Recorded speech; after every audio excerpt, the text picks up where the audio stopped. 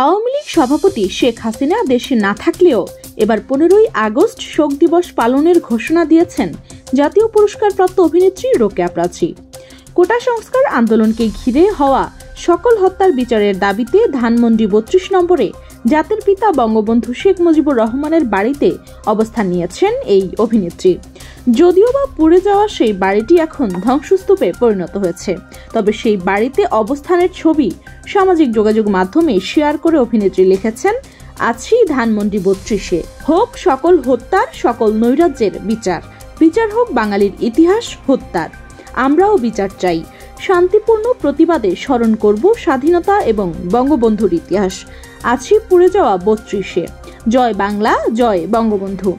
শেখ হাসিনার পদত্যাগের পর অনেকেই চুপ হয়ে থাকলেও বেশ সরব এই অভিনেত্রী। 15ই আগস্ট শেখ মুজিবুর রহমানের মৃত্যুবার্ষিকীতে মিছিল নিয়ে ধানমন্ডি 32 নম্বরে উপস্থিত হওয়ারও ডাক দিয়েছেন রোকেয়া প্রাচী। এর আগে রবিবার 15ই আগস্ট শান্তিপূর্ণভাবে ধানমন্ডি 32 নম্বরে গিয়ে ফুল দেওয়ার জন্য দেশবাসীর প্রতি আহ্বান জানান সদ্য সাবেক প্রধানমন্ত্রী ও আওয়ামী লীগ সভাপতি শেখ হাসিনার ছেলে সজীব ওয়াজেদ জয়। একই সঙ্গে পরিবারের জন্য দোয়াও চেয়েছেন তিনি। শেখ হাসিনার নামে প্রকাশিত একটি বিবৃতিতেও এ আহ্বান জানানো হয় দেশবাসীর প্রতি।